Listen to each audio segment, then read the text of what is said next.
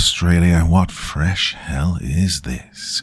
Now, as an Englishman, I have this certain relationship with the continent of Australia, which it might be difficult for those of you who are not from my country or from there. It might be difficult to understand, or for me to put it into words. Anyway, it's kind of a certain fellowship, a certain brotherhood with a lot of people from that other part of the world.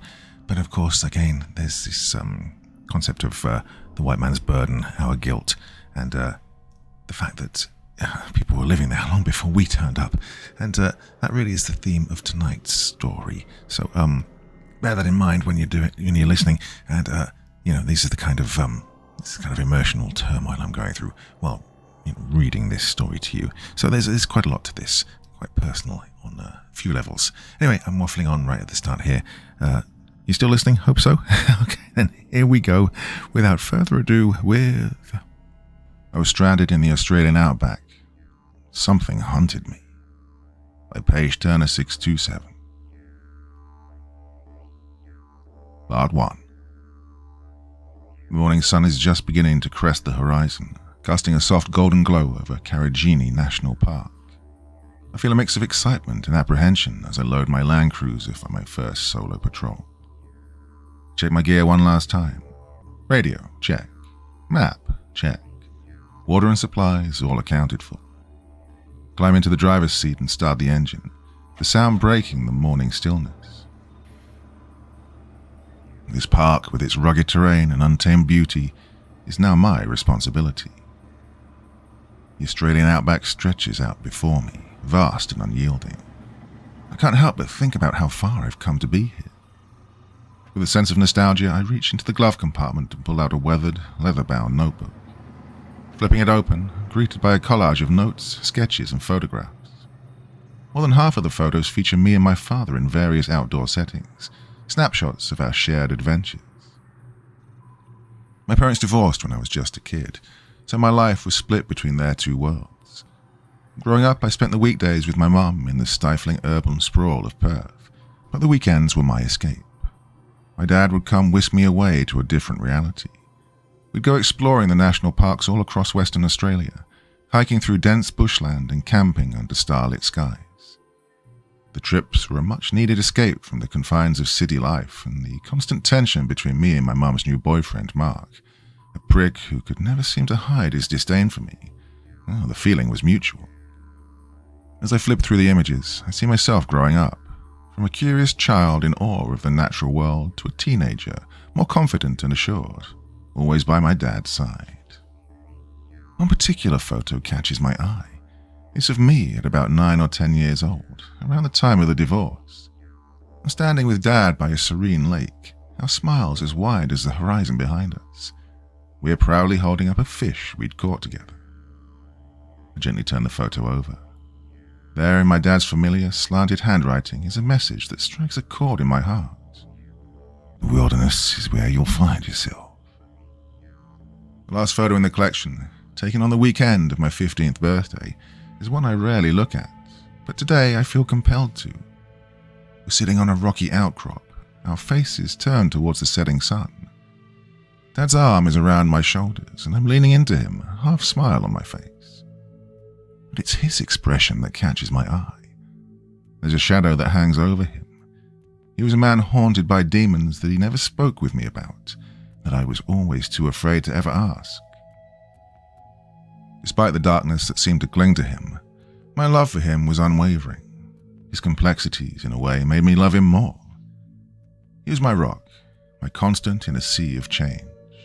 In my heart of hearts, I'd convinced myself that it would always be the two of us, father and daughter, side by side against the world. The crackle of the radio startles me out of my reverie. The voice of my supervisor's familiar gruff voice fills the cabin. "Arnhem, do you read me?" I pick up the radio and press the button, my voice steady but with an undercurrent of anticipation. "This is Ranger Arnhem, reading you loud and clear. What's the good word, Big Mike?" Just checking in to see if you're all set for your solo excursion," Big Mike replies. "Yeah, all good here. Just about to head out." I smile, appreciating his concern. "Remember, kiddo, this park's a wild place.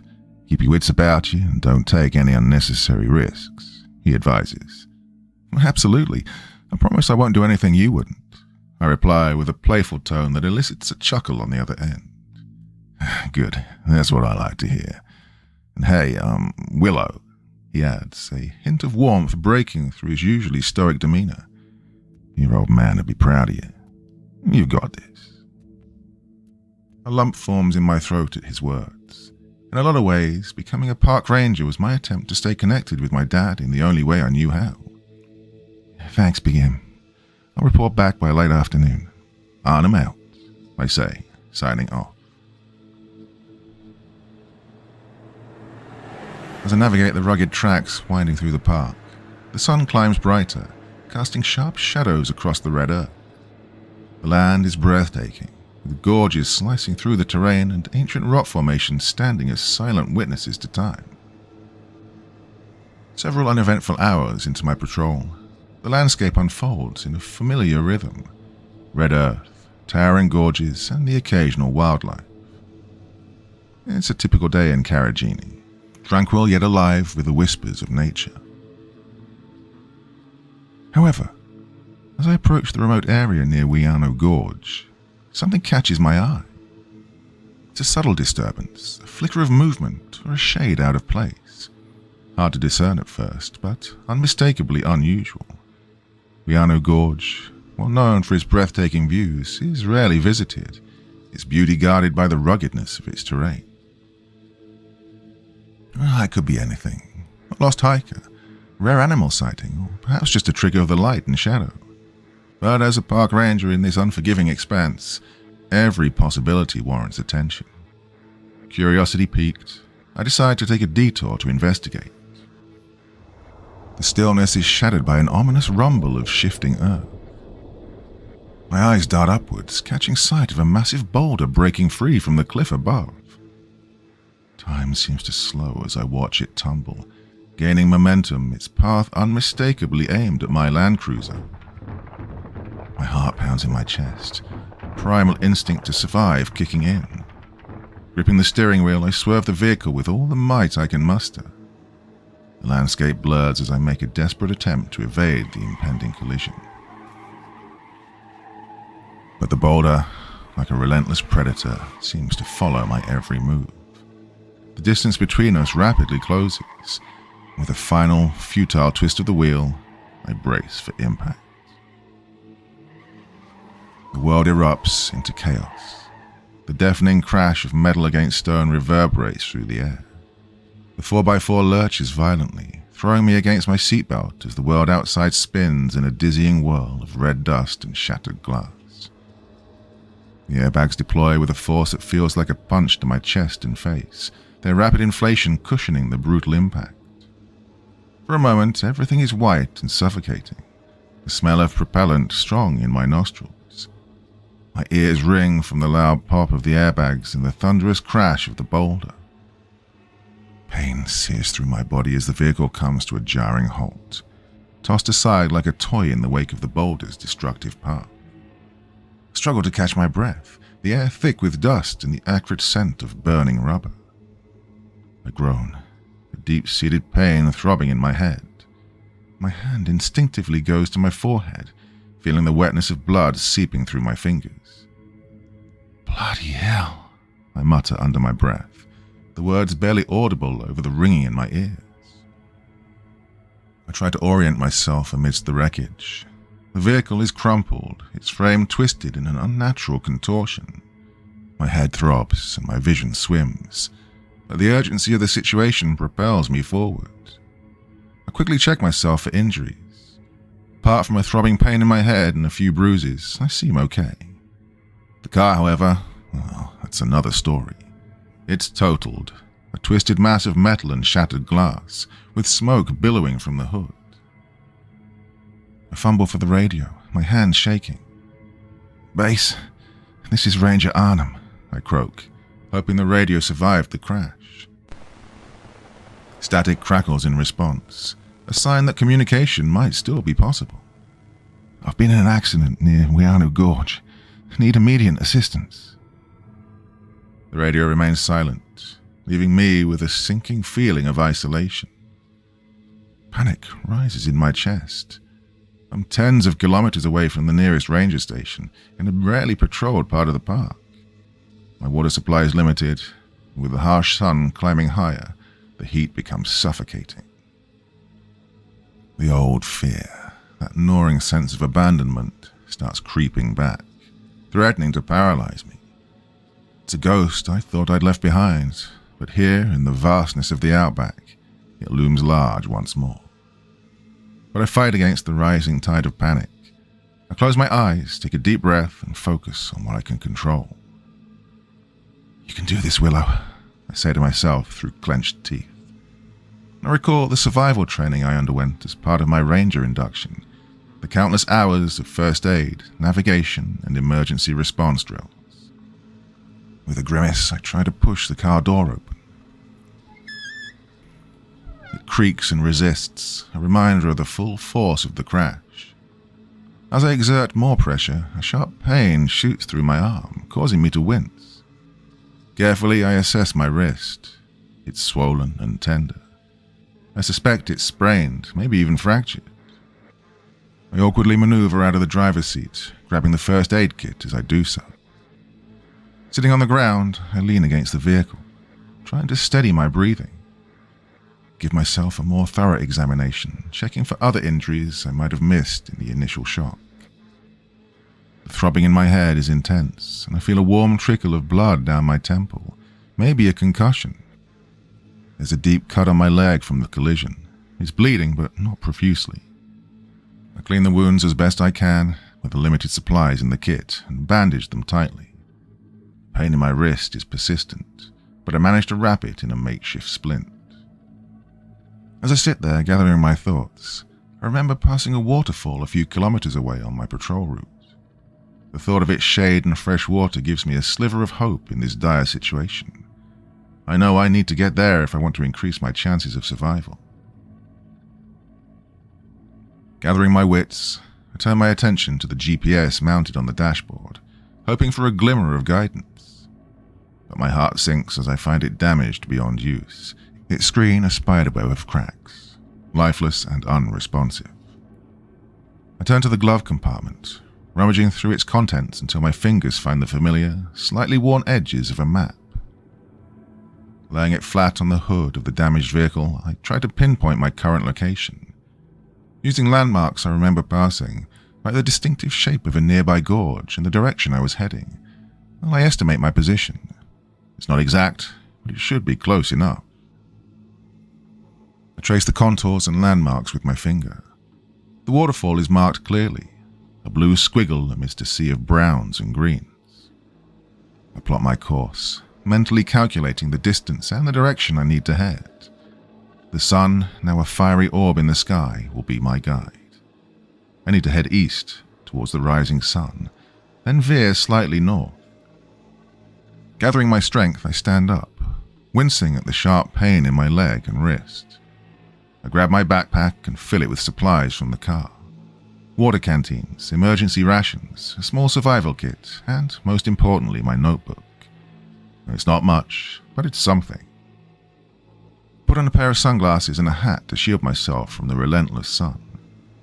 I scour the area around the wreck, searching for anything that could serve as a makeshift walking stick.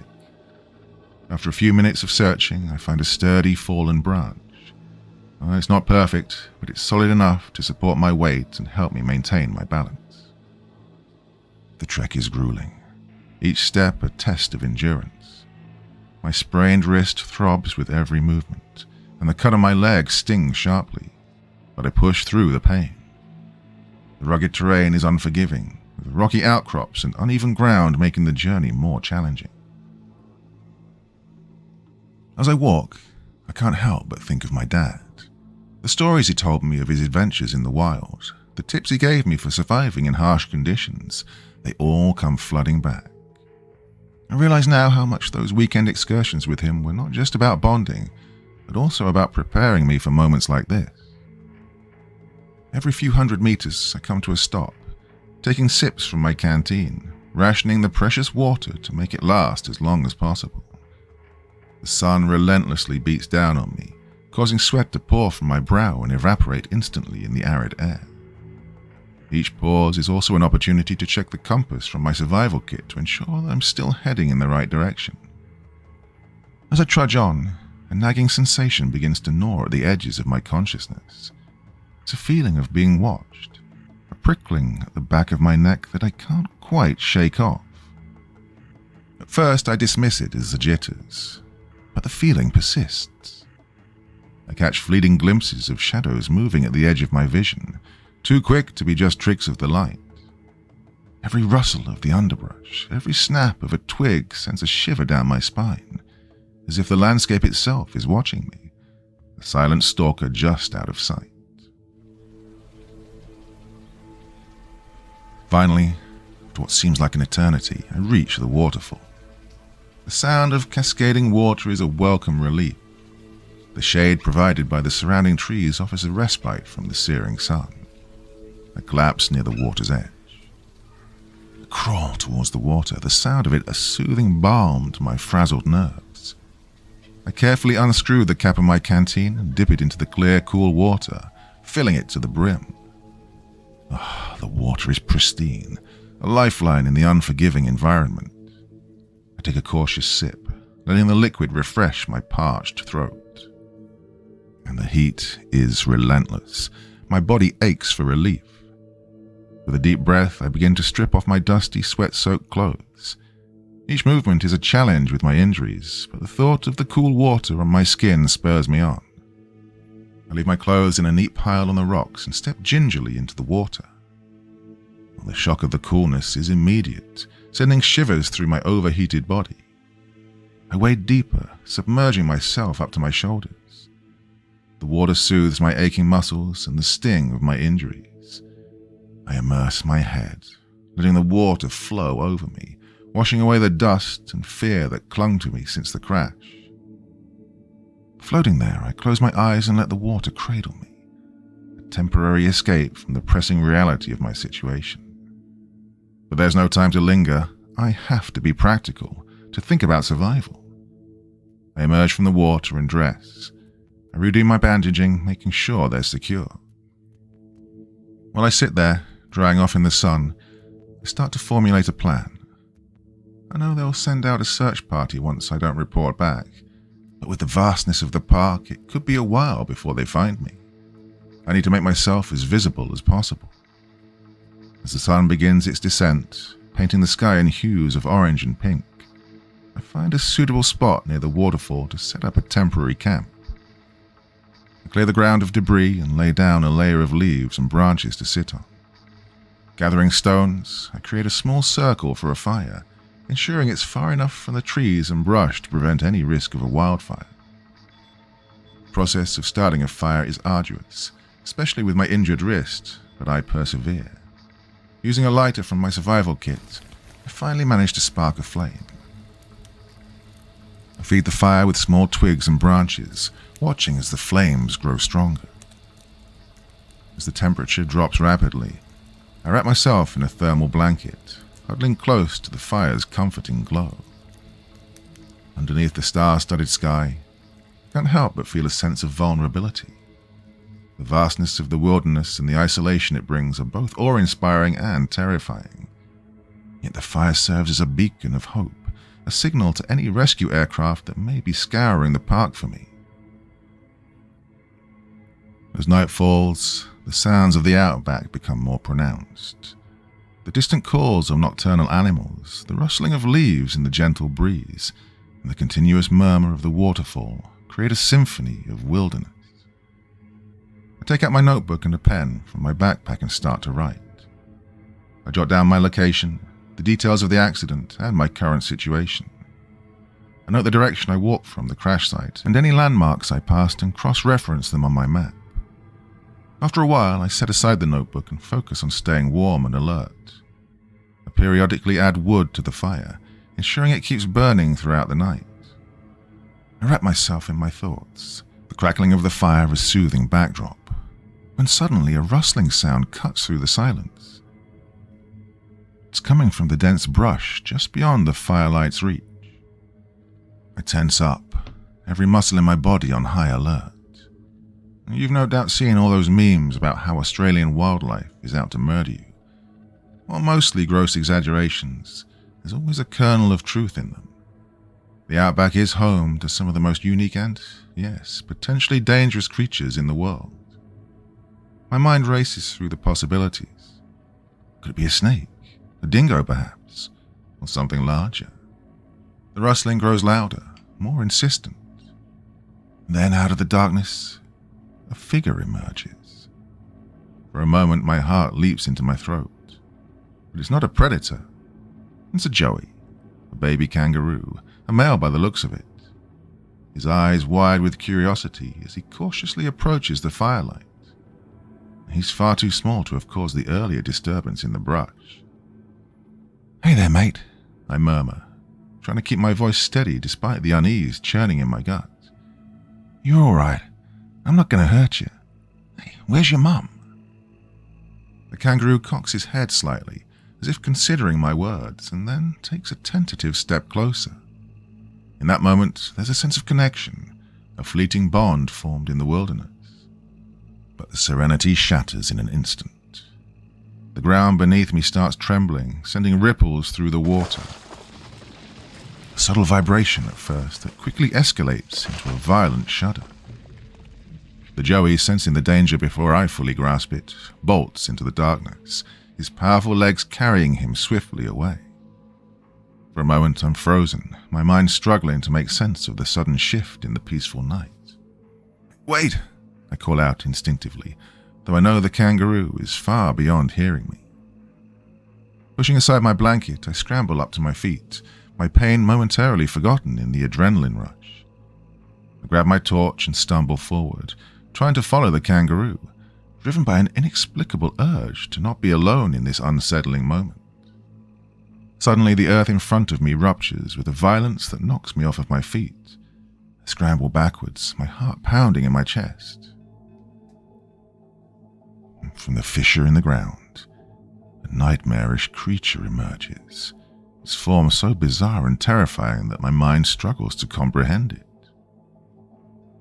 Skin is a grotesque tapestry of oozing, putrid green, brown, and grey, resembling a patchwork of rot and decay. Slimy tendrils hang from its grotesque bloated body, swaying with a perverse rhythm. The eyes, glowing a malevolent red, are sunken into its face, framed by sickly, translucent membranes that blink horizontally like the slit pupils of a snake. Frozen in terror, I can only stare as the creature opens its gaping maw, revealing rows of sharp, jagged teeth. A low, guttural growl emanates from its throat, vibrating through the air and draining the blood from my face. Well, instinct kicks in, and I know I have to move. I stumble backwards, my injured leg protesting with sharp jabs of pain.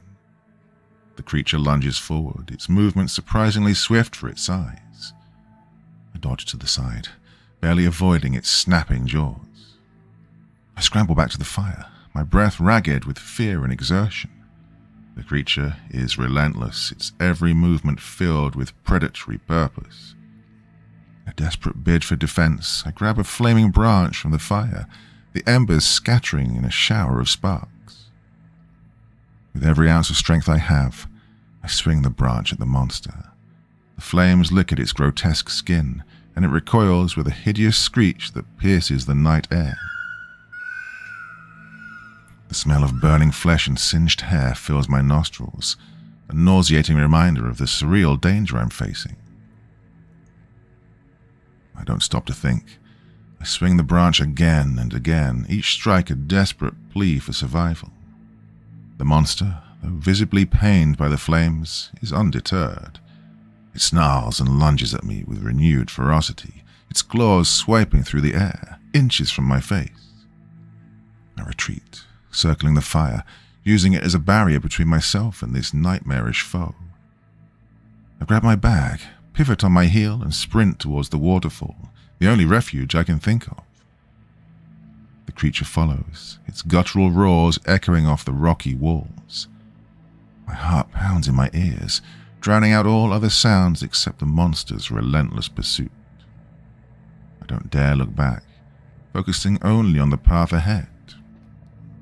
Reaching the waterfall, I scan the area frantically for any crevice or overhang to hide in.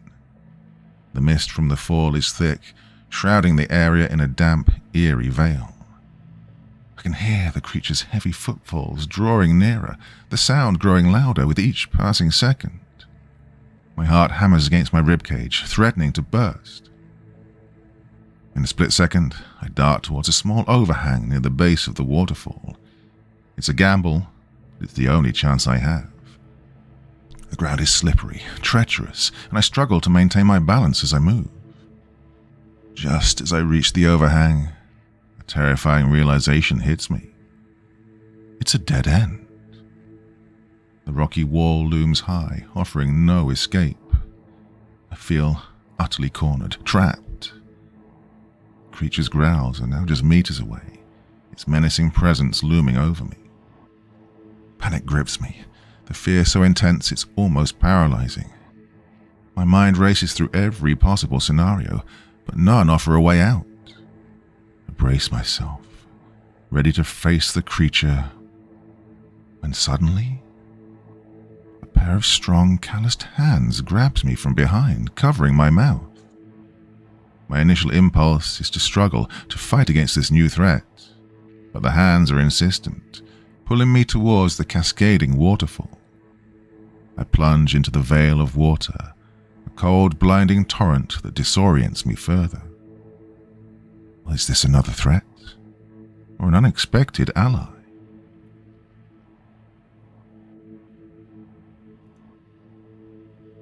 Part 2.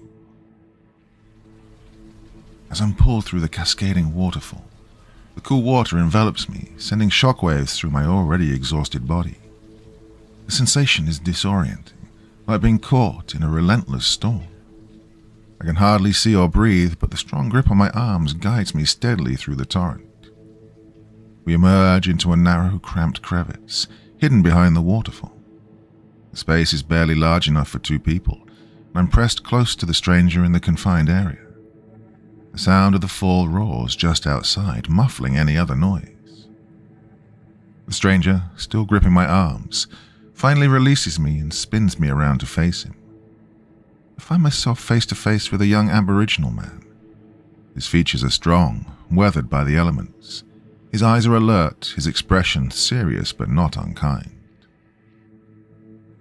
He's dressed like a traditional hunter-gatherer, reminiscent of the figures I've seen in history textbooks. His skin is painted with intricate designs, symbols that speak of a deep connection to the land and its lore. He's armed with traditional weapons, including a spear and a boomerang, hanging from a belt made of woven plant fibers. He seems like a man out of time.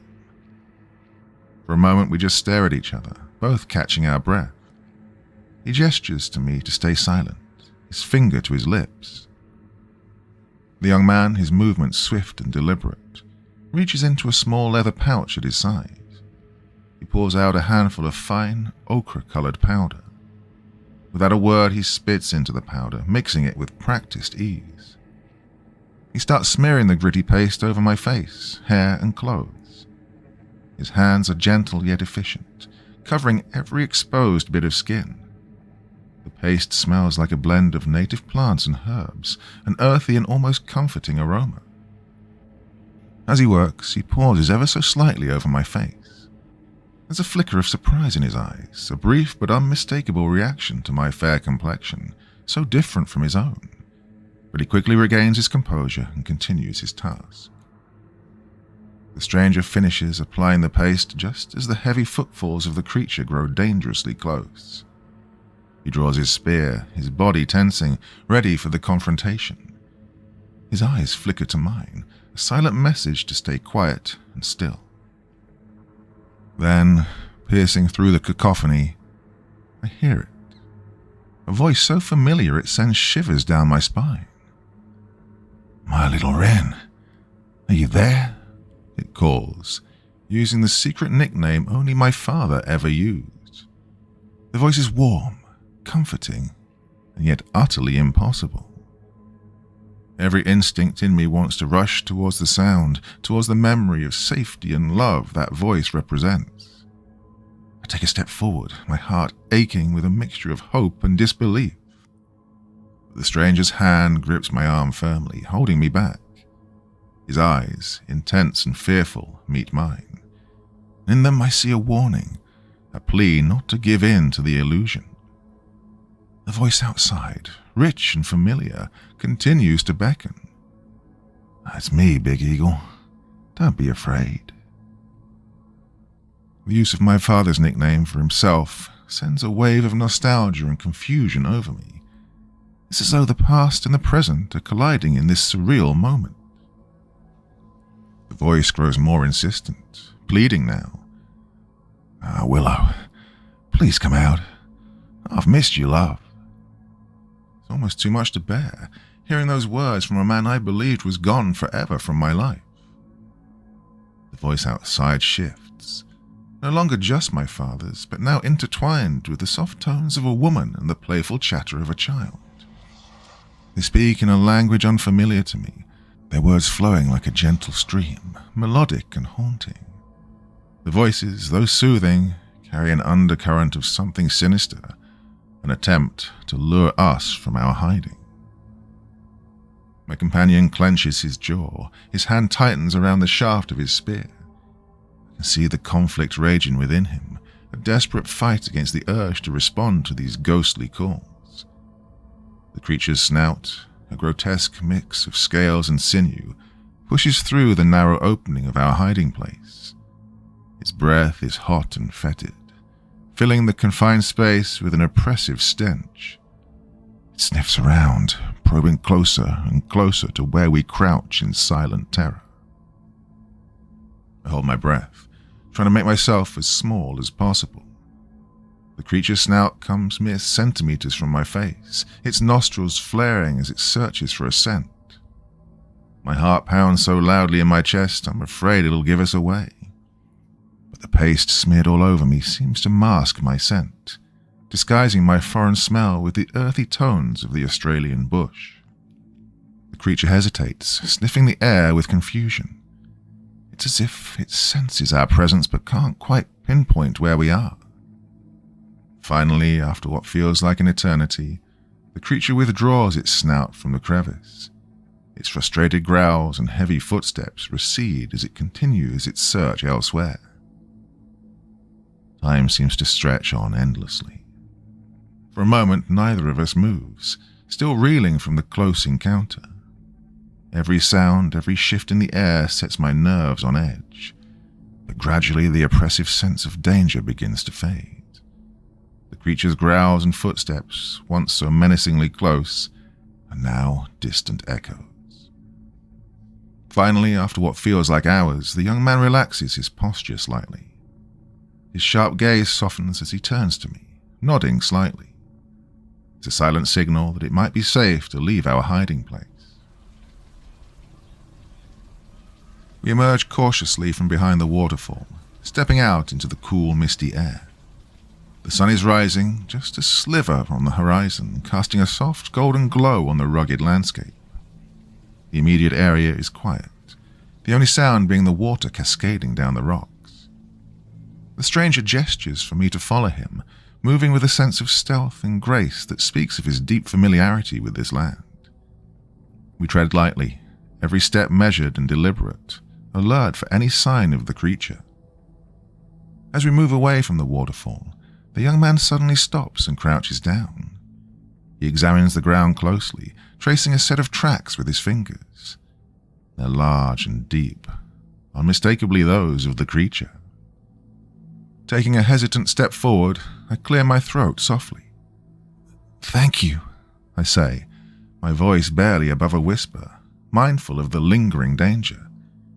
"You saved my life."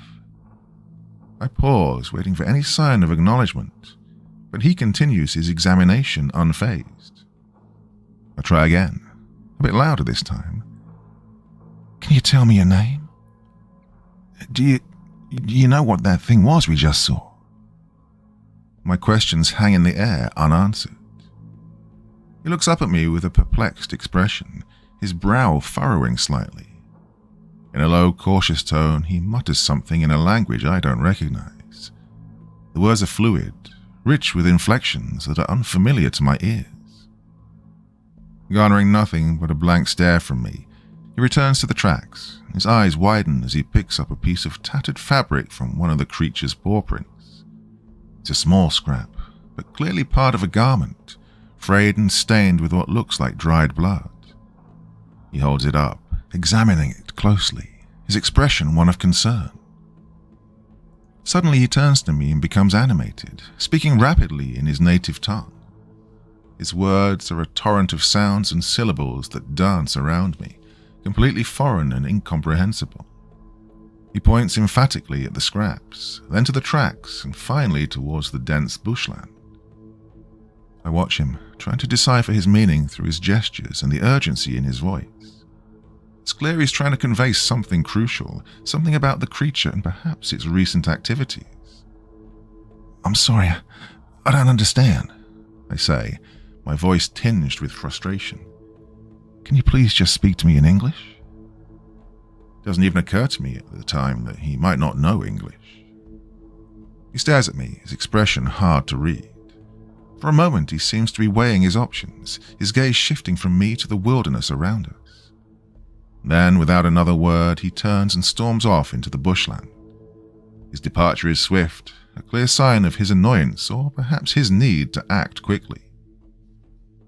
For a moment I'm stunned, left standing in the early morning light, the sounds of the wilderness enveloping me.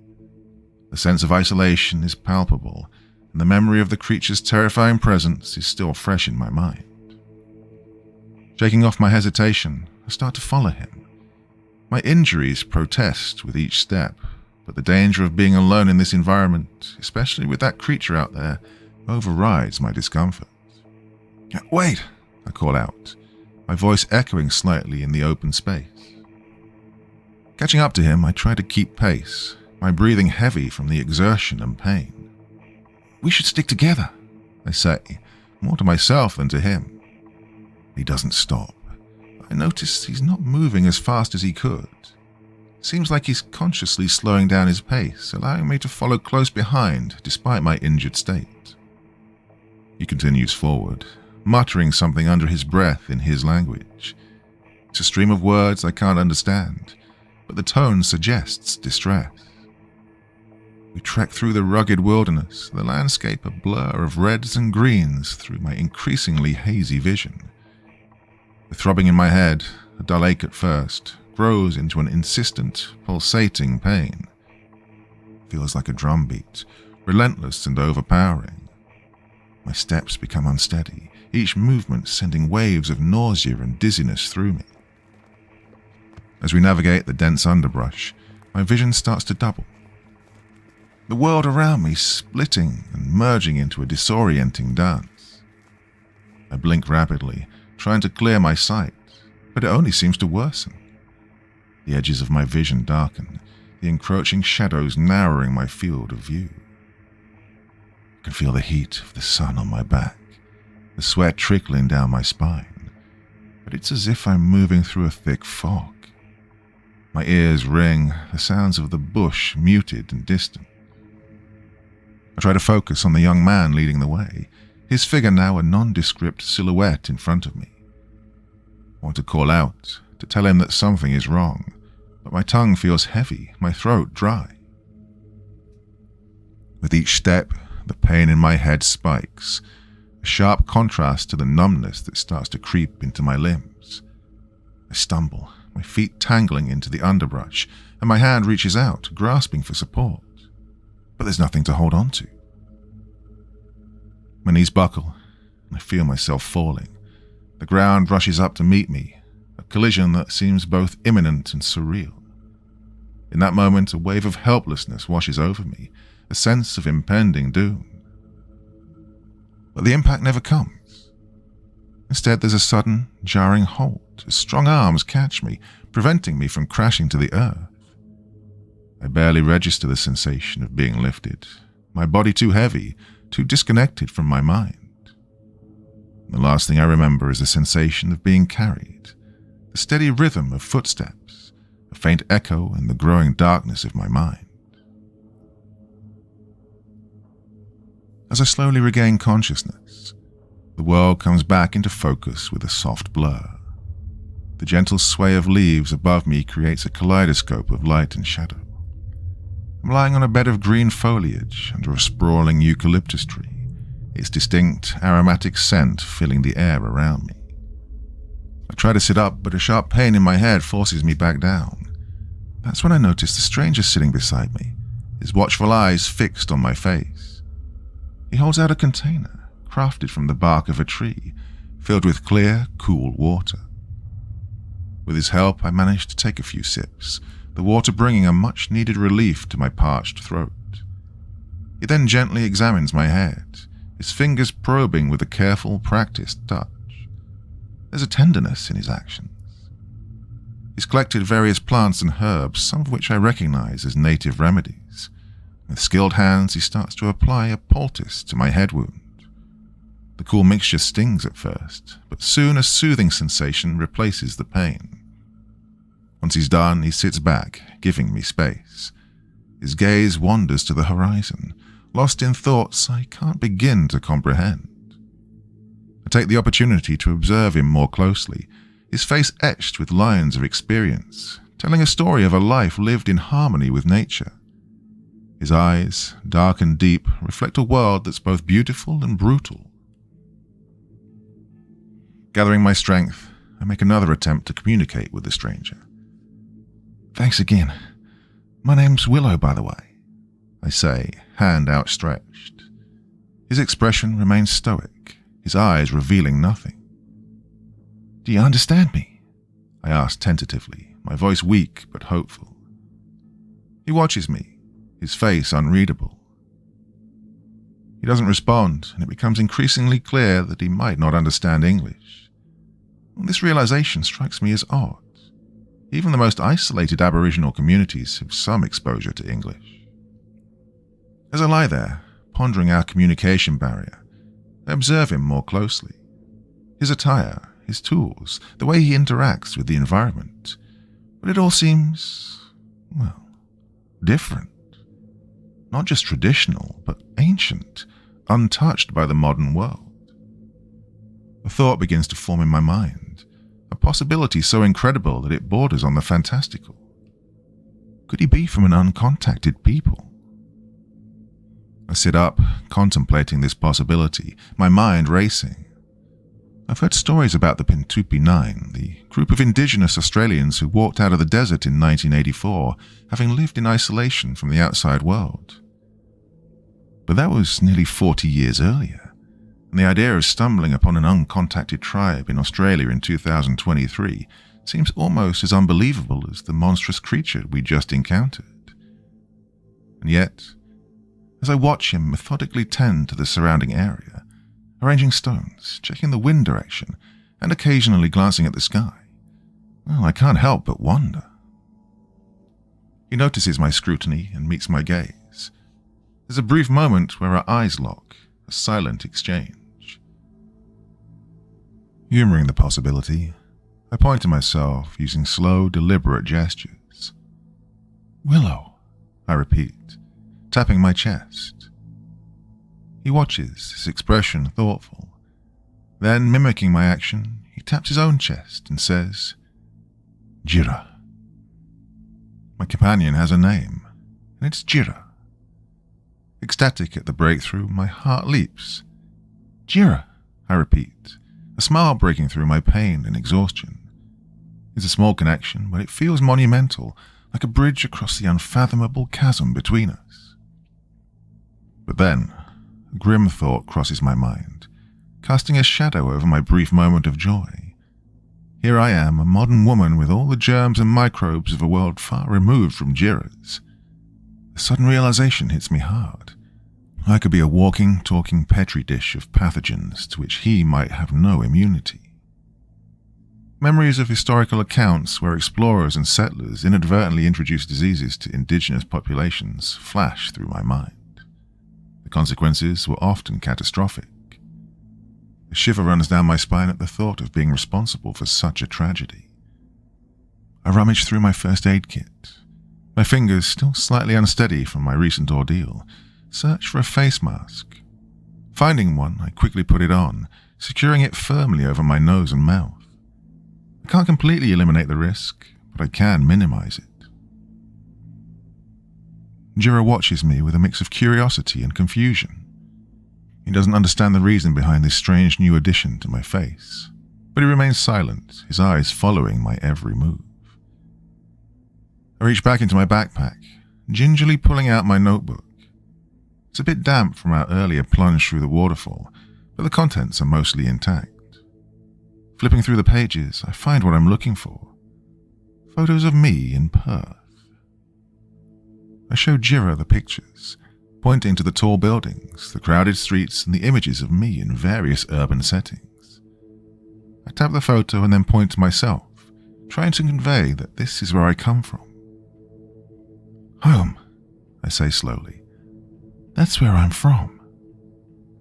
Jira leans in, his eyes scanning the images with a mix of wonder and perplexity.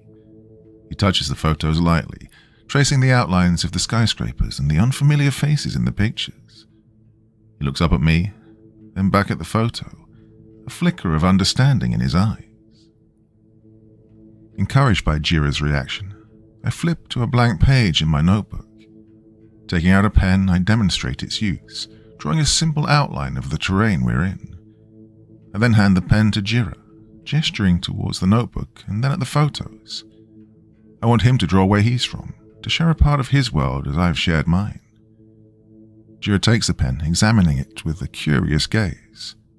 He tentatively places the tip on the paper and starts to draw.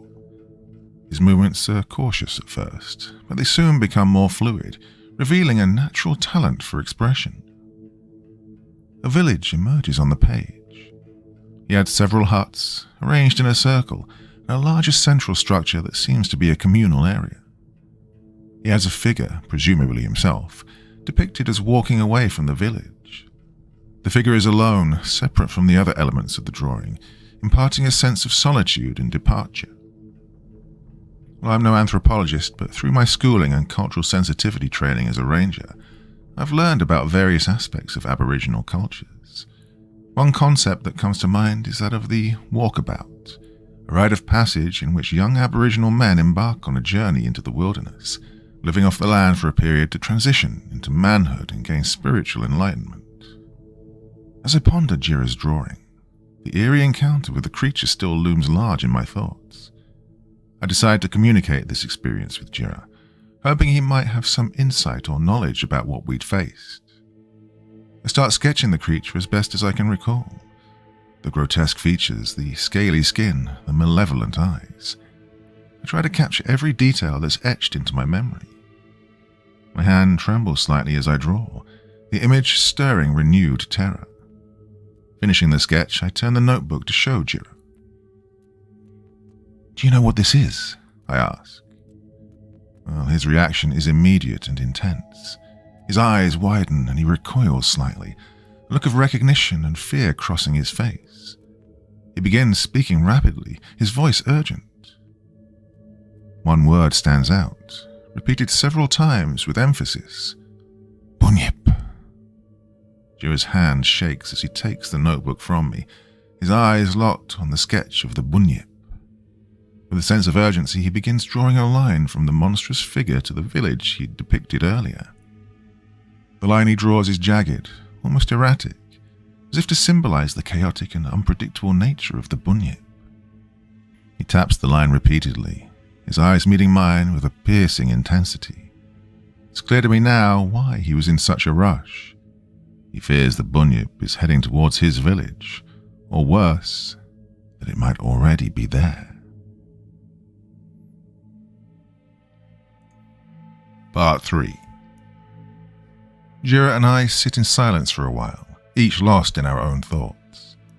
The revelation of the Bunyip, a creature of Aboriginal legend, now terrifyingly real, hangs heavy between us. The urgency in Jira's eyes tells me that we can't delay. His village might be in danger. As I test my strength, I find the sharp pains of dull to a manageable ache. My head still throbs, but the world no longer spins uncontrollably. I nod to Jira, signaling that I'm ready to move. He offers me a hand, pulling me to my feet. We set out at a steady pace, Jira leading the way. He moves with a quiet confidence, each step purposeful. I follow closely, relying on my ranger training to keep up. Our journey is mostly silent, the only sounds being our footsteps and the distant calls of birds and insects. Every so often, Jira pauses to examine the ground or the brush, ensuring we're not walking into danger. His vigilance is both reassuring and a reminder of the perils we face. We travel throughout the day, the sun charting its relentless course across the sky. Our only respite comes in brief, stolen moments of rest under the shade of sparse trees or rocky outcrops. Each time we stop, it's for no more than a few minutes, just long enough to catch our breath and sip sparingly from our dwindling water supply. The terrain varies as we move, from flat open plains to rocky ridges and shallow valleys. The landscape is harsh but breathtaking in its raw beauty. As dusk approaches, the sky transforms into a canvas of deep oranges and purples, the sun dipping below the horizon. The beauty of the sunset is a contrast to the exhaustion that clings to us like a second skin. My body aches with every step. It's been over 24 hours since I've slept, the events of the day blurring into a relentless, adrenaline-fueled ordeal. My eyes sting from fatigue, my movements slower, less precise. I glance over at Jira. His endurance is remarkable, but the signs of fatigue are there, subtle but unmistakable. The slight droop in his shoulders, the brief moments where his pace slows, the faint lines of strain around his eyes, all indicators that he too is pushing his limits. I gesture to him, miming sleep with my hands clasped together and resting my cheek against them. "We should rest," I say, my voice a hoarse whisper in the growing twilight. His response is immediate and firm, a shake of the head, a determined look in his eyes. He's set on continuing, driven by the urgency to protect his village. I understand his concern, but I know too well the dangers of pushing our bodies beyond their limits. "We need to sleep, even just for a little while," I insist, hoping my tone gets my meaning across. "We'll be no good to anyone if we collapse from exhaustion." Jira hesitates, clearly torn between the need to press on and the reality of our physical limits. His eyes betray a moment of vulnerability, a silent acknowledgement of my words. Yet he nods curtly, signaling his decision to continue regardless. Navigating under the starlit sky, Jira often pauses, tilting his head upwards. In these moments, I notice him aligning our path with the Southern Cross, using the constellation as a guide through the dark. As the darkness deepens, our journey becomes increasingly perilous. The lack of light turns every shadow into a potential threat, every rustle in the bush a cause for alarm. I keep a close eye on him, aware that in this state, even a seasoned tracker like Jira is susceptible to the dangers of the wilderness. It happens suddenly. Jira steps onto a loose stone on a narrow ridge, his foot sliding out from under him. He stumbles, his arms flailing for balance, but fatigue has robbed him of his usual grace. For a heart-stopping moment, he teeters on the edge of a steep drop. Without thinking, I lunge forward, grabbing his arm and pulling him back with all my strength. The sudden motion sends a jolt of pain through my injured wrist, but I barely register it. We both tumble to the ground, a tangle of limbs just centimeters from the precipice. For a moment, we lie there, panting heavily, the realization of what almost happened settling in. Jira sits up slowly, his gaze lingering on the edge of the ridge, and then turns to me. There's a newfound respect in his eyes, an acknowledgement of our mutual reliance. He nods slowly, conceding to the necessity of rest. We find a small sheltered area nestled between two large boulders, providing some protection from the elements and any roaming wildlife. Jira sets to work immediately, gathering dry twigs and leaves while I use my lighter to start a fire. The flames catch quickly, casting a warm, reassuring glow in the encroaching darkness. As the fire crackles and pops, Jira reaches into his pouch and brings out something wrapped in leaves. He unwraps it carefully, revealing a small portion of smoked meat and some native berries. He hands me a portion with a nod. I humbly accept his offering. The food, though simple, tastes delicious to my empty stomach. In return, I open my backpack and take out some of my emergency rations, a couple of energy bars and a packet of dried fruit and nuts. I offer them to Jira, watching as he examines them with curiosity before tentatively tasting them. He seems pleasantly surprised by the flavors, nodding his approval. After we finish our meal, a comfortable silence settles in between us, broken only by the crackling of the fire. I watch the flames dance, their warmth soothing my aching body. As I sit there, I'm struck by a deep sense of gratitude towards Jira for saving me from the Bunyip. I feel a compelling need to express my thanks in a tangible way. I dig through my backpack, my fingers brushing past various items until they find what I'm looking for. My Swiss Army knife. Holding it out to Jira, I say, "I want you to have this." My voice is firm, underscored with sincerity, as a thank you for saving my life. I take a moment to demonstrate its various tools: the knife, the screwdriver, the tiny scissors, and the can opener. Jira looks at the knife, his eyes tracing its contours. He takes it, turning it over in his hands, examining its various functions. He seems to understand its value, not just as a tool, but as a gesture of gratitude and respect. In response, Jira reaches for something tied to his belt. It's his boomerang, its surface smooth and worn from use. The wood is dark, rich in color, and adorned with intricate carvings that tell a story I can't decipher. He offers it to me with solemn dignity. I accept the weapon with a sense of awe and reverence, my fingers gently tracing the intricate carvings etched into its surface. "Thanks, mate," I say, my voice thick with emotion. "I promise to cherish this." Jira nods, a faint smile touching his lips, his eyes reflecting the fire's glow. Jira sits close to the fire, his posture rigid, eyes fixed on the darkness beyond the flickering flames. As the night deepens, his eyelids droop occasionally, and his head nods forward before he snaps back to alertness. I notice his struggle. Through a series of gestures, I suggest taking turns sleeping, ensuring one of us is always on the lookout. I tap my chest and then point to the surrounding darkness, indicating that I'll take the first watch while he rests. At first, Jira resists, but after a few more insistent gestures from me, he gives in. He arranges himself on the ground, using his pouch as a makeshift pillow. His eyes linger on me for a moment, an unspoken thanks, before he finally closes them. As I keep watch, I take out my notebook and begin jotting down the events of the day. I pause occasionally, glancing at Jira to ensure he's still sleeping peacefully, and then at the surrounding darkness, half expecting the nightmarish creature to reappear. I don't know when I fell asleep, but my exhaustion must have overtaken me. In the silence of the Outback night, with Jira resting beside me, I drift into a dream. It's vivid, filled with the sharp clarity of memories that have long been etched in my heart.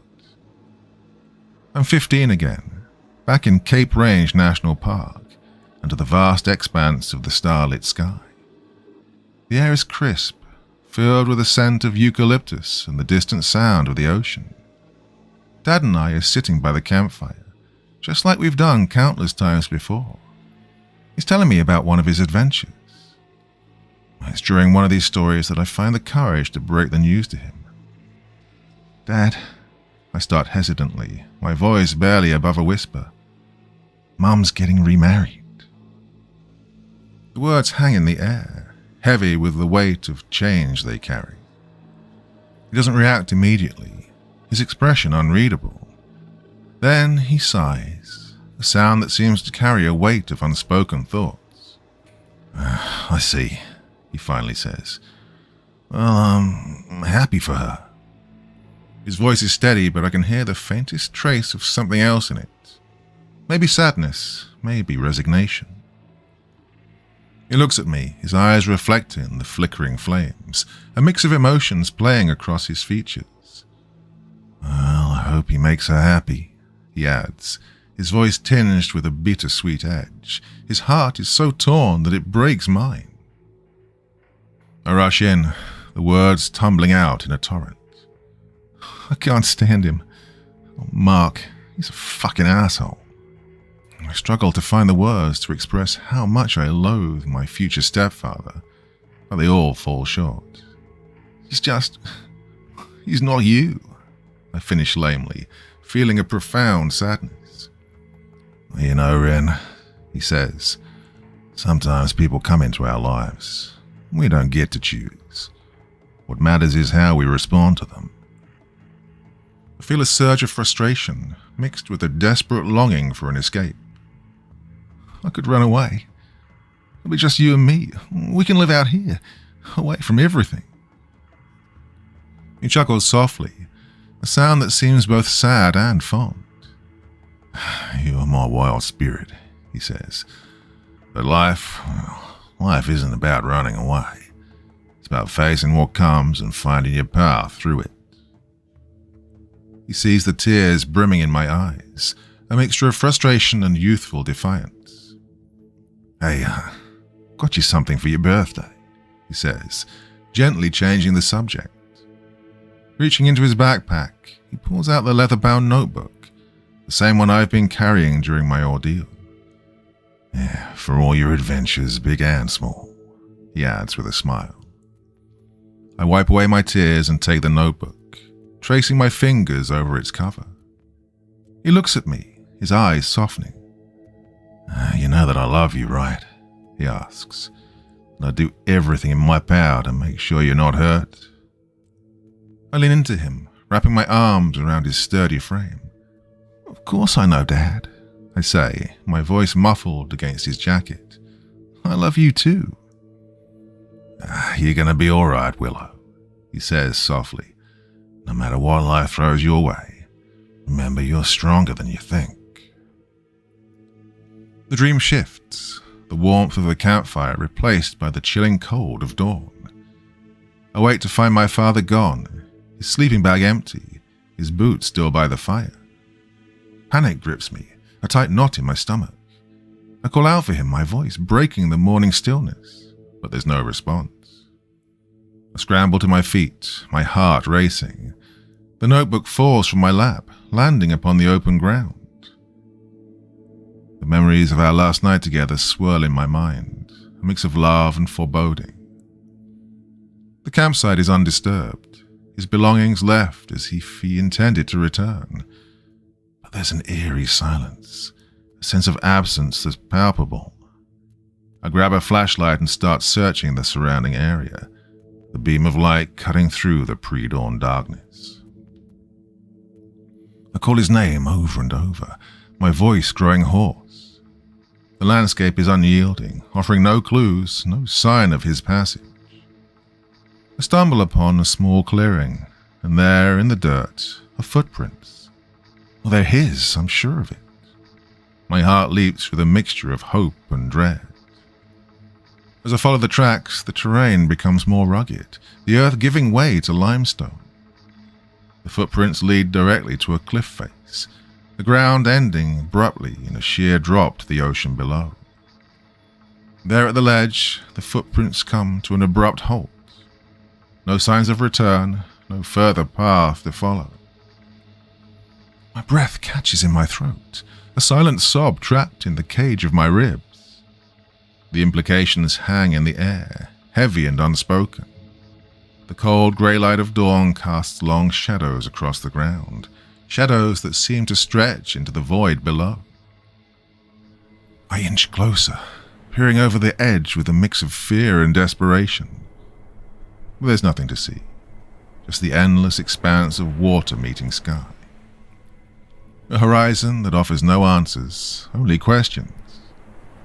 A deep, hollow feeling settles in my chest, a void where hope used to reside. I fall to my knees, the damp earth clinging to my pajama pants. My father, my mentor and guide, chose to walk away from everything, from me. Suddenly, amidst the oppressive silence, a familiar voice calls out from behind me. "Willow!" I whirl around, my heart leaping into my throat. There, against all logic, stands my dad. He looks the same, the early morning light casting familiar shadows across his face. Disbelief, relief, and skepticism war within me. "Dad?" My voice is a whisper, tinged with a hope I'm afraid to fully embrace. He steps forward, his presence undeniably real. "I'm here, little Wren," he says, his voice carrying the warmth I remember so well. I step forward, each moment filled with a mix of fear and longing. "How is this possible?" I ask, my voice trembling. He opens his arms, a gesture of reassurance and comfort. "I've always been here. You just had to find me." I step towards him, drawn by the familiarity and warmth of his presence. And yet, as I move closer, a sense of unease creeps into my heart.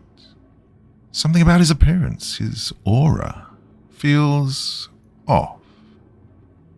"What happened to you?" I ask, my voice laced with doubt. "You've grown strong, Willow." He smiles, but it's a smile that doesn't reach his eyes. "But are you strong enough to face the truth?" "Dad, you're scaring me," I whisper, my heart pounding. His smile widens, but it's not the warm, comforting expression I remember. Instead, it twists into something mocking, a grin that sends shivers down my spine. Suddenly he erupts into laughter, a sound so jarring and inhuman that it freezes me in place. The laughter echoes around us, bouncing off the cliffs and filling the air with a sinister resonance. As I watch in horror, my dad's form begins to shift, to contort in ways that defy reality. His skin ripples and bulges, his features distorting grotesquely. I take a step back, my breath caught in my throat. The man who was my father is transforming, his body expanding and twisting into a monstrous shape. The familiar features melt away, revealing the scaly, mottled skin of the Bunyip. Its eyes, glowing a deep, malevolent red, fix on me with a terrifying intensity. Desperation and fear grip me, but they also bring a lucid clarity. This isn't real. I'm having a nightmare. I need to wake up. Just as the ghoulish creature prepares to lunge at me, a primal, instinctive part of my mind screams at me to take drastic steps to jolt myself awake. I glance over the edge of the cliff, the drop seeming like an endless chasm into the abyss. It's a terrifying choice, but it's the only way I can think of to break free from this horrific dream. Taking a deep breath, I step back, gathering every ounce of courage and resolve within me. With a final, defiant glance at the monster, I sprint off the cliff's edge.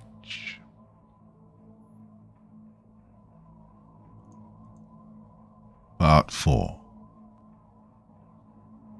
I can feel the rush of air, the sensation of weightlessness as I fall off the cliff. It's a terrifying, exhilarating moment, a leap into the unknown. My stomach churns, my heart races, every sense heightened to an almost unbearable intensity. The water below seems to rush up to meet me, the vast expanse of ocean a blur of color and motion. But before I can brace for impact, I'm jolted awake. It's a sudden, violent awakening, my body lurching upright as if pulled by unseen strings. My breath comes in ragged gasps, my heart pounding against my ribcage. I'm disoriented, the remnants of the nightmare clinging to me like a cold mist. It's early morning, the first light of dawn casting a soft glow on the surrounding landscape. The fire has died down to embers, its warmth a fading memory. I'm back in the Outback, the nightmare of the cliff and the monstrous Bunyip fading into the surreal world of dreams. But a new panic sets in as I quickly realize that Jira is nowhere to be seen. His sleeping spot is empty, the ground still bearing the imprint of his body. My eyes dart around the campsite, searching for any sign of him, any clue to where he might have gone. His belongings are still here, just like my dad's were that morning when I discovered he was gone. My heart sinks and a wave of desolation washes over me. Did Jira, too, choose to walk away?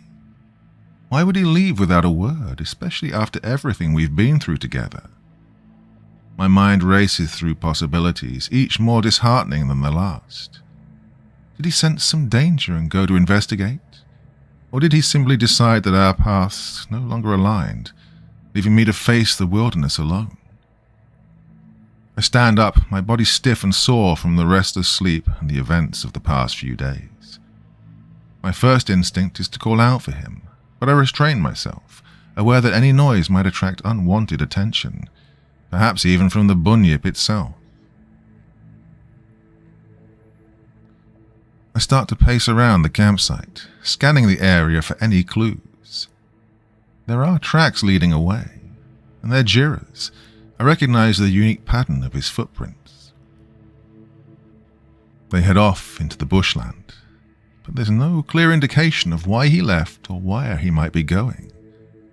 But then, just as the sun fully breaks the horizon, casting long shadows on the red earth, I see a figure approaching. It's Jira, his stride confident, carrying something in his hand. A flood of relief washes over me. As he comes closer, I notice he's carrying a dead sand goanna, the monitor lizard's long, slender body limp in his grasp. In his other hand, he holds a collection of wild herbs, freshly gathered. Jira lays the items down near the remnants of our campfire. He meets my gaze briefly, a flicker of something akin to an apology in his eyes, before he goes to work. He carefully extracts the venom from the goanna, his movements precise and skilled. The venom, a potent neurotoxin, is something I've read about in my ranger training but never seen handled in person. With deliberate care, he mixes the venom with the herbs he'd gathered, grinding them together with a small flat stone. The mixture becomes a thick, dark paste, its consistency perfect for his purpose. Jira looks up at me, his eyes communicating a silent warning of the mixture's lethal nature. Then, with a steady hand, he applies the paste to the tip of his spear, ensuring an even coating. I watch, captivated by the demonstration of a skill passed down through generations, a skill that has likely saved his life more than once. He then turns to the Swiss Army knife I'd gifted him, applying the same mixture to its blade with deliberate care. Curious about his actions, I hold up the boomerang he'd given me, raising an inquiring eyebrow. "This too?" I ask. Jira nods in confirmation. He carefully applies a thin layer of the venom herb mixture along its edges, transforming the simple wooden tool into a deadly weapon. As Jira completes his meticulous preparation of our weapons, he suddenly gestures towards my notebook. I pick it up and hand it to him, along with my pen. He flips to a blank page and starts to sketch with a focused intensity. The lines he draws take shape, forming the image of the Bunyip. He portrays it standing on its hind limbs, its menacing form dominating the page. Then, with precise strokes, Jira adds two smaller figures next to the creature, one holding a spear, the other with a boomerang. He points to a specific spot on the creature's underbelly in the drawing, circling it multiple times. It seems he's identified a vulnerability, a target for us to aim for in our battle against the creature. Jira says something in his language, his tone suggesting a question. Though I don't understand his words, his meaning is clear. He's asking if I comprehend the plan. I nod, meeting his gaze with grim determination.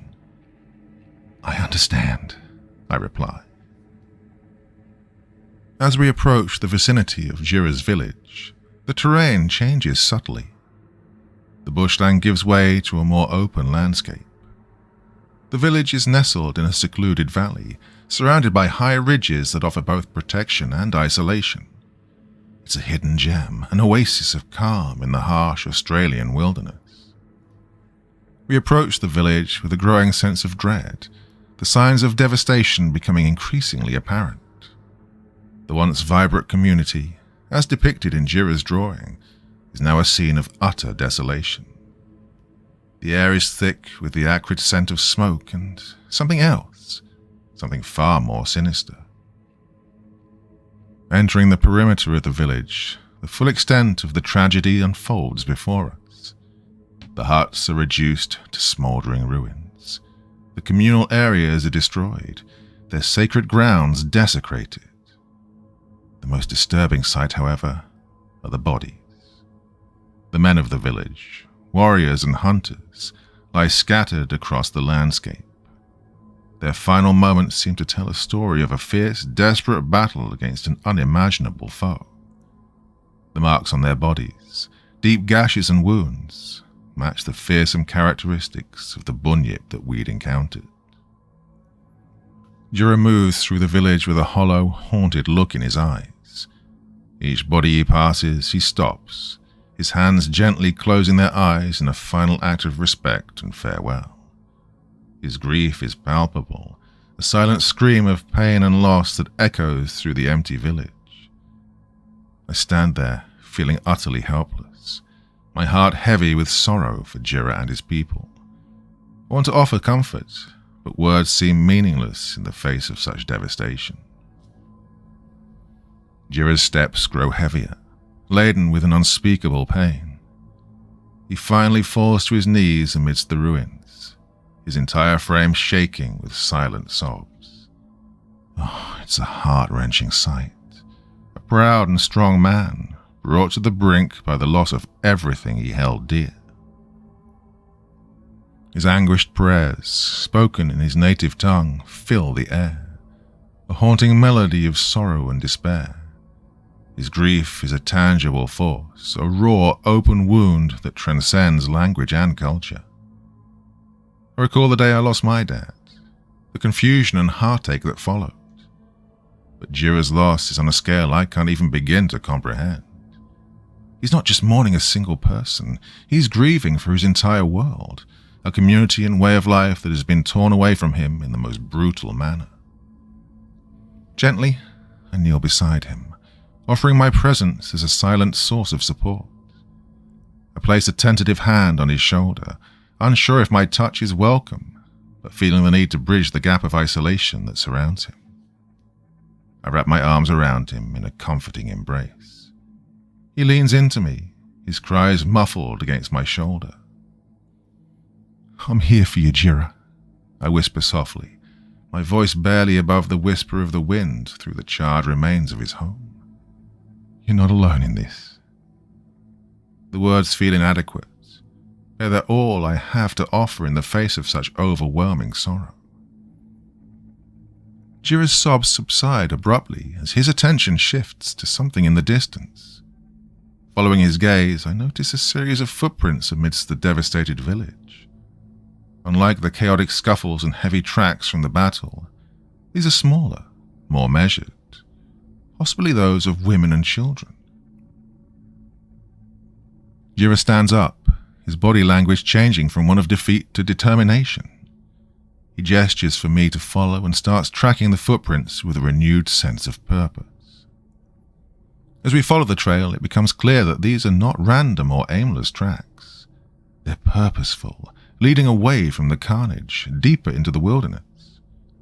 The possibility that some of his people might have escaped the Bunyip's wrath instills a new urgency in our steps. Jira and I venture deeper into the wilderness, the terrain becoming increasingly treacherous and unfamiliar.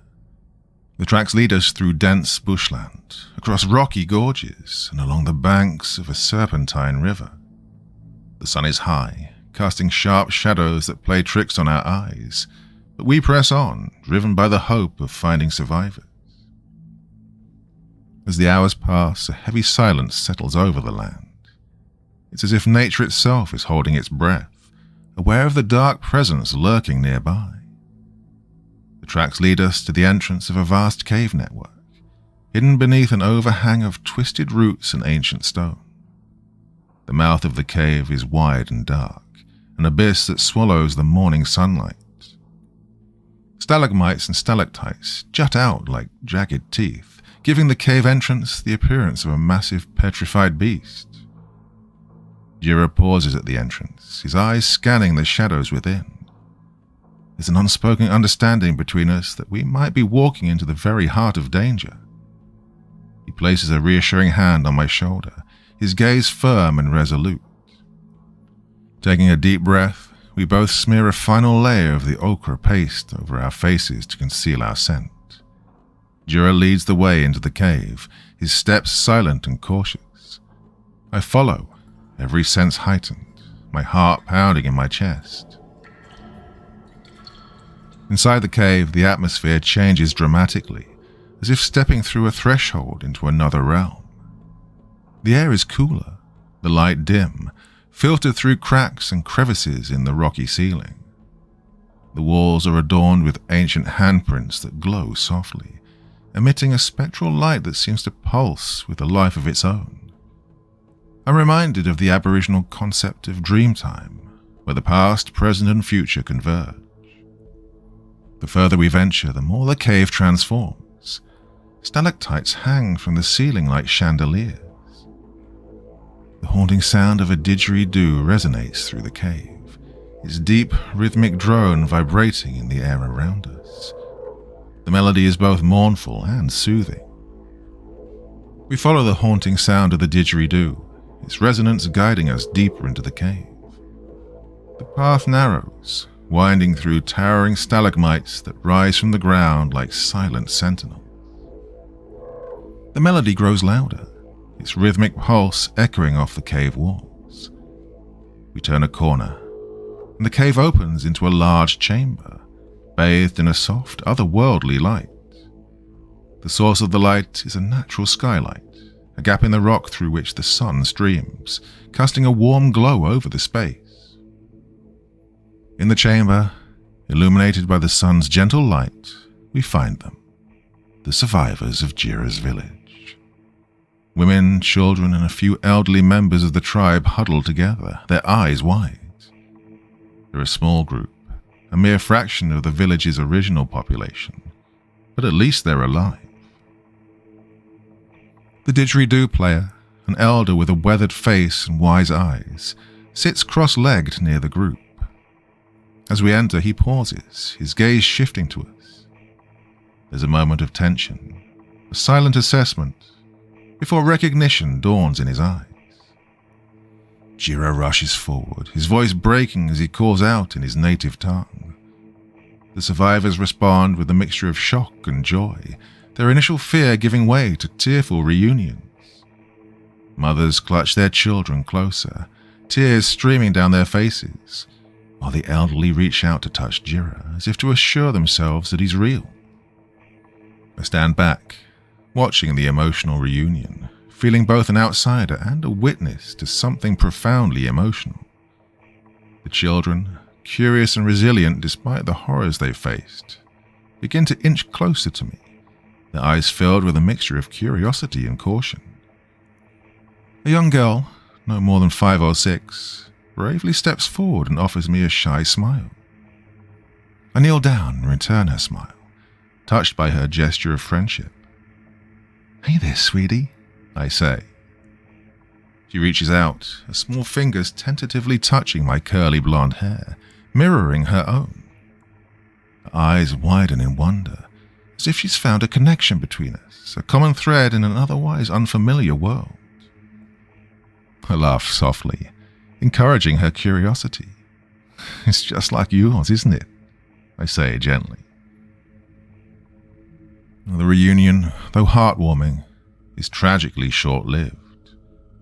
Just as the atmosphere begins to settle into one of cautious relief, a chilling sound pierces the air, echoing ominously through the cave. It's a deep, guttural growl, a sound so menacing and primal that it instantly sends a wave of terror through the chamber. The survivors freeze, their expressions morphing into ones of pure fear. The children huddle closer to their mothers, their small faces etched with terror. Jira's head snaps up, his eyes narrowing as he listens intently.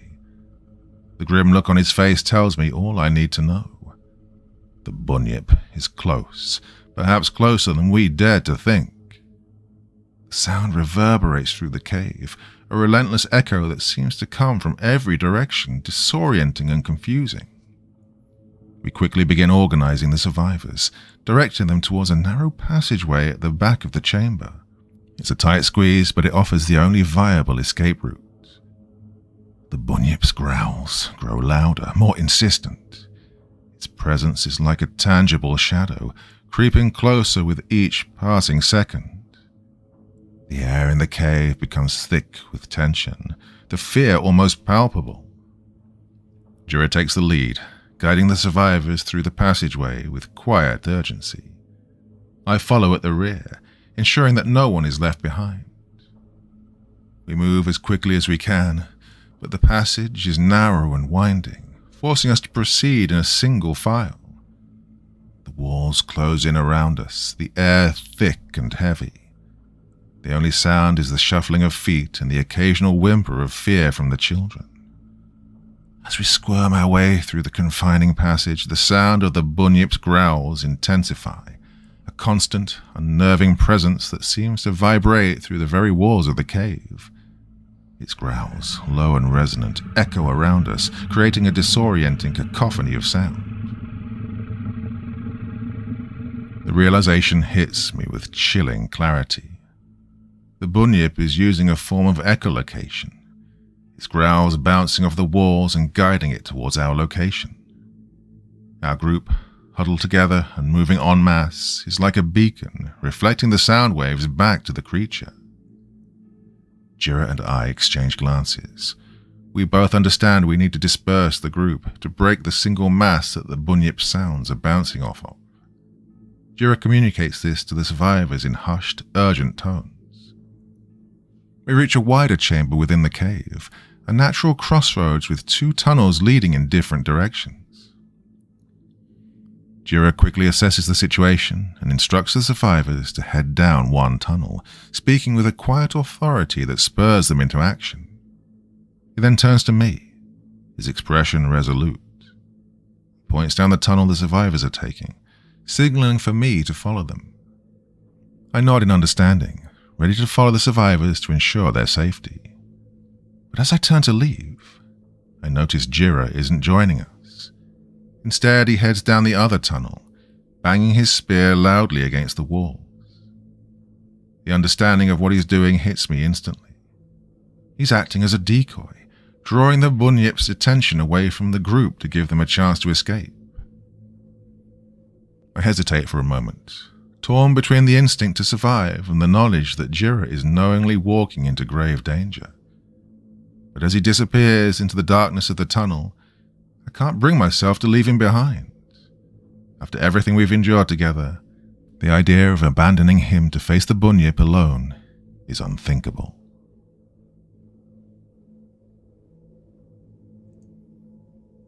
Part 5.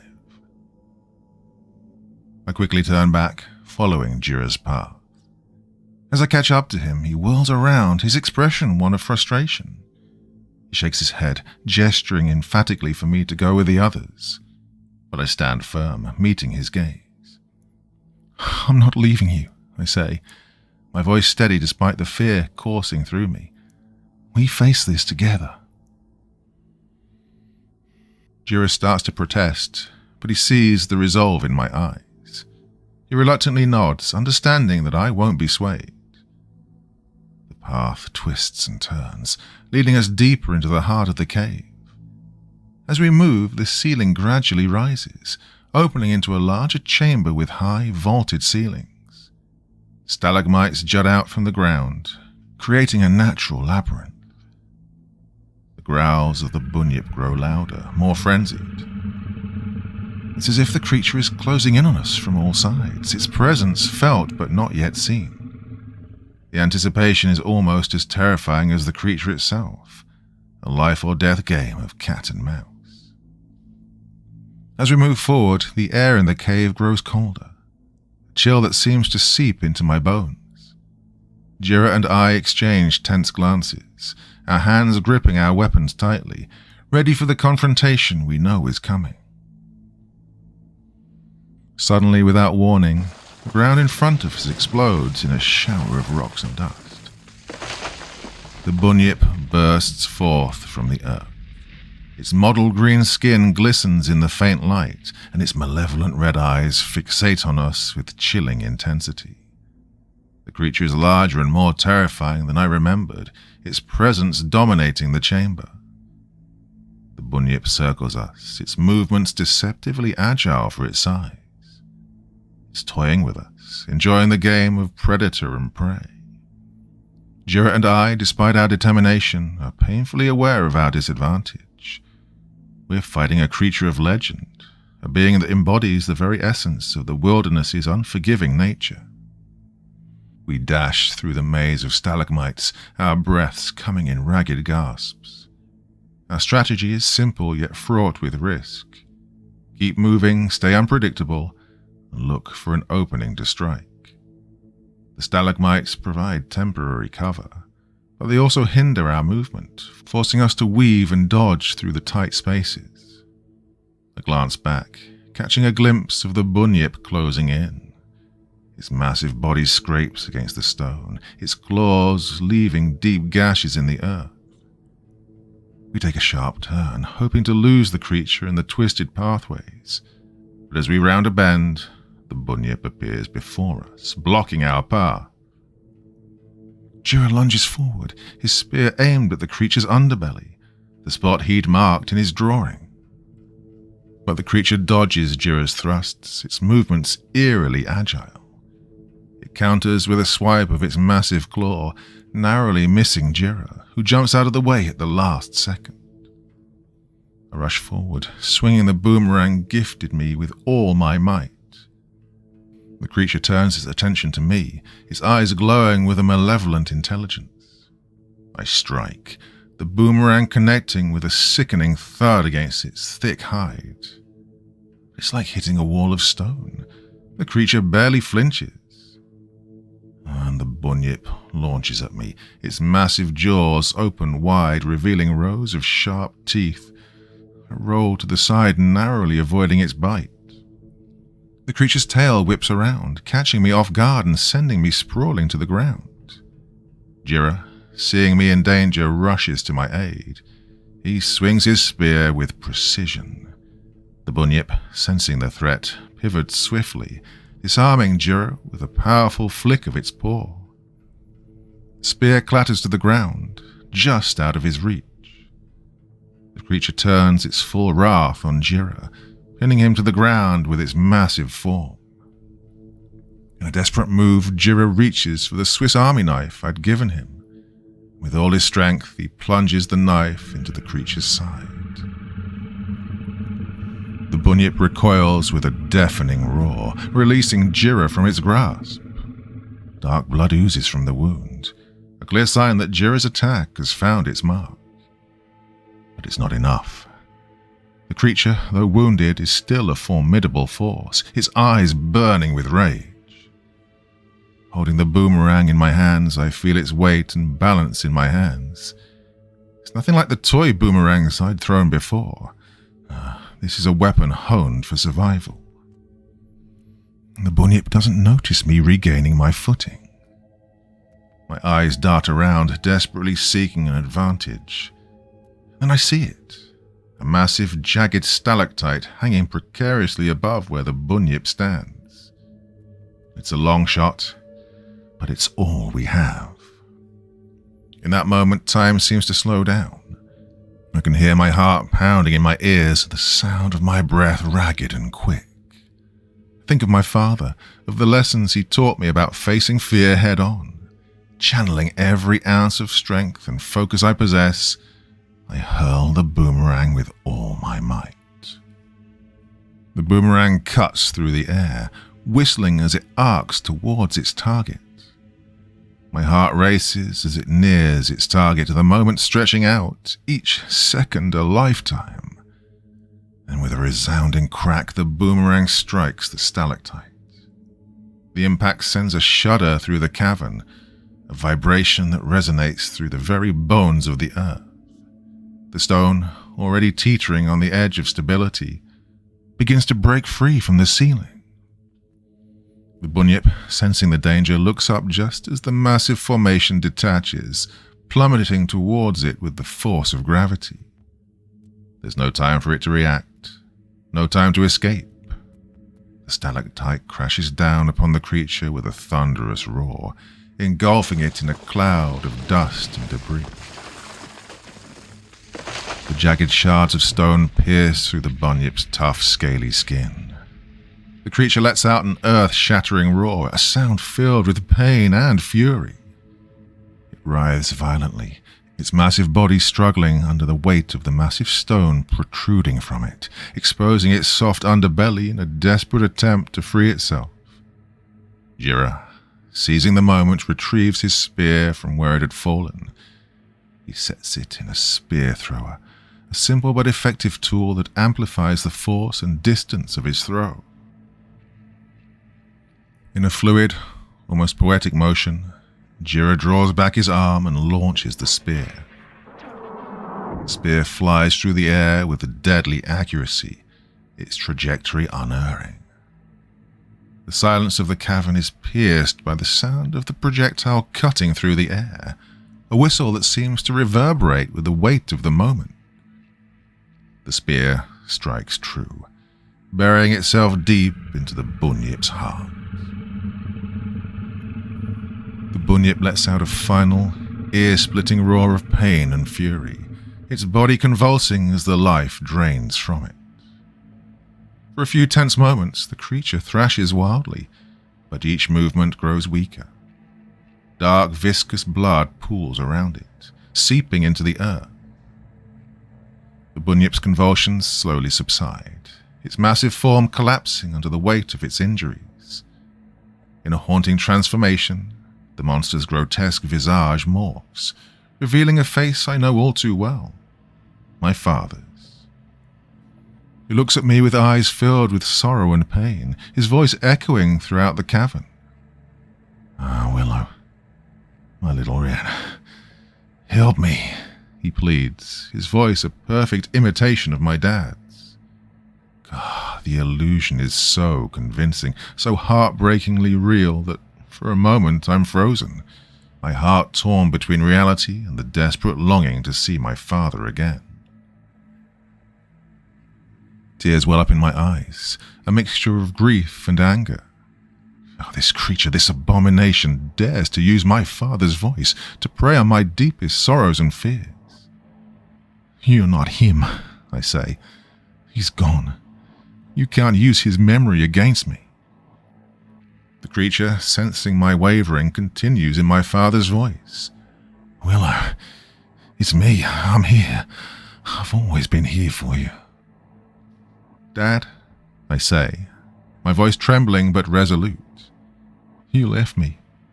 You chose to leave, and I've accepted that you're gone forever. You killed yourself, and nothing can change that." Jira, sensing my pain and seeing through the Bunyip's deceit, steps forward with a resolute expression. He pulls out his spear from the creature's chest and, without hesitation, plunges it into its throat. As the spear pierces its throat, the Bunyip's illusion shatters. The image of my father fades away, leaving behind the true form of the creature, a monstrous amalgamation of nightmares. His body shudders violently before finally going still, the light fading from its malevolent red eyes. The cavern falls silent, save for the echoes of our labored breaths and the distant drip of water from the stalactites.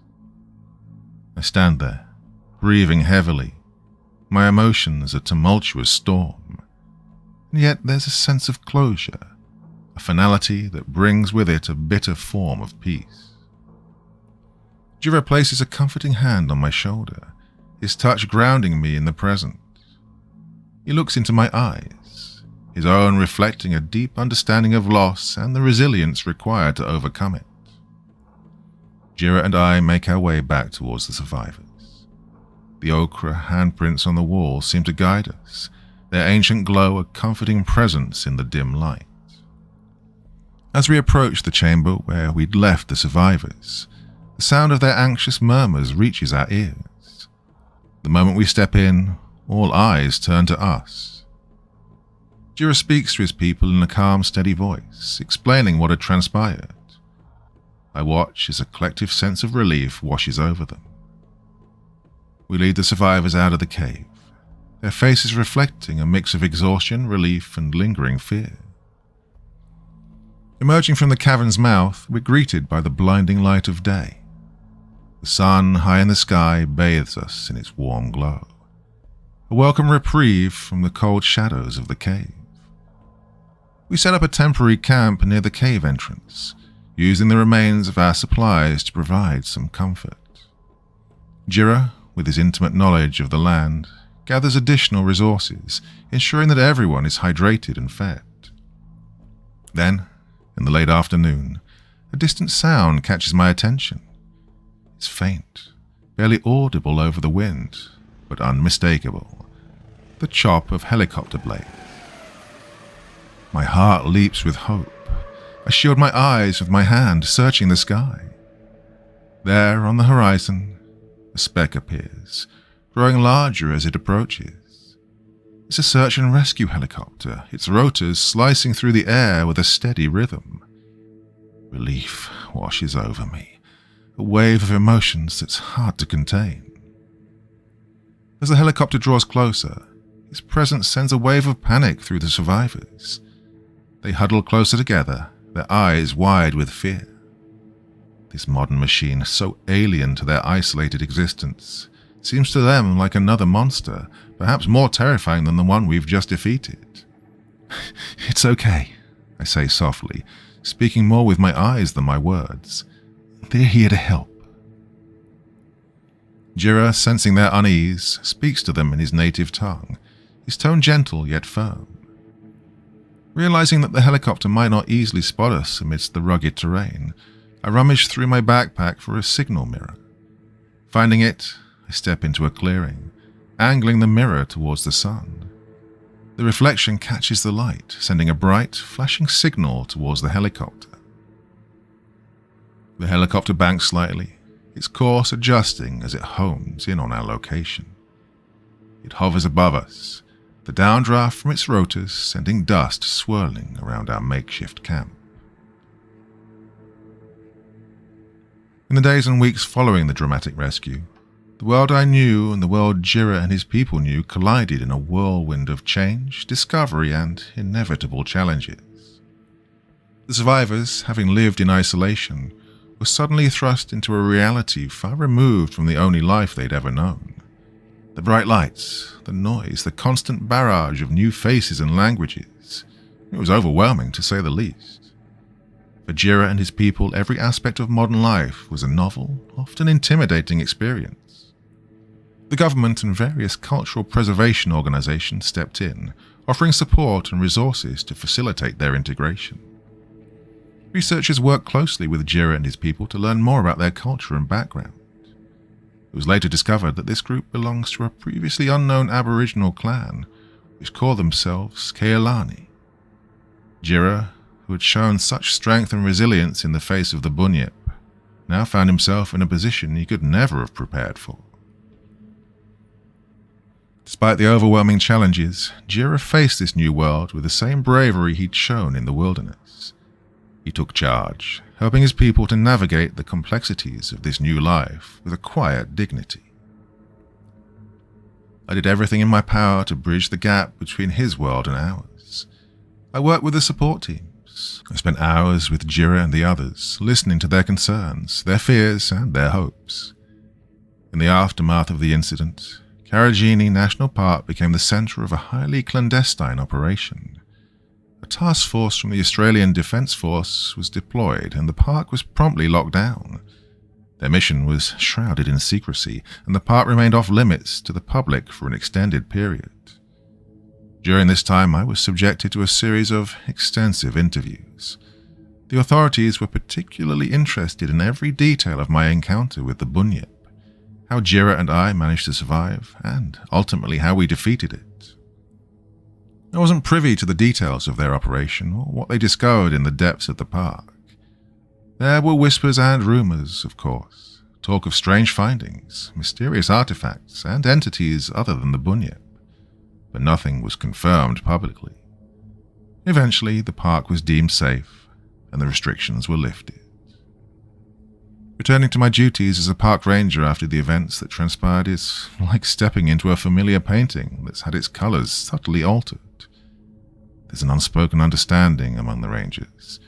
We tread more carefully, speak more softly, and listen more intently to the whispers of the Outback. There's a respect, a reverence almost, for what may still lie hidden in its depths.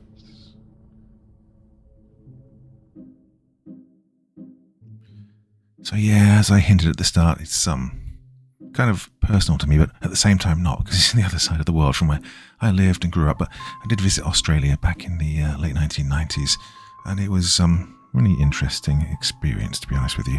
There's so much we don't know about that place. Very ancient, very special part of the world where it's probably should have been untouched by humans, to be honest with you, because, well, you look at it. Anyway, I am definitely waffling on here. This is your Friday evening's entertainment, and the eagle-eared among you will recognise the fact that that's one of those that I did start a long time ago and never got around to finishing it. There are a couple more like that, which I'm going to be doing over the next week or two. Well, part of it is my fault, but part of it isn't, because the authors drag the story, well, don't drag, continue the story beyond what I did initially, and then I have to catch up. That's one of those. Anyway, so that's it. See you again very, very soon, my dear friends. Till the next time. You'll have a lovely sleep, and remember, it's only a story.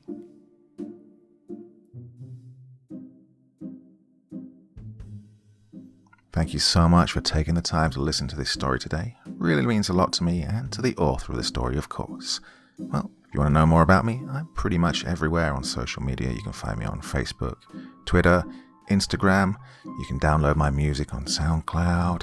I've got a Patreon if you feel like. Throw me $1 or $2. Very much appreciated. And of course, on Reddit, I have a place where you can leave stories if you want me to read one that you've written. Well, hoping to see you all again very soon. Till then, sweet dreams. Bye-bye.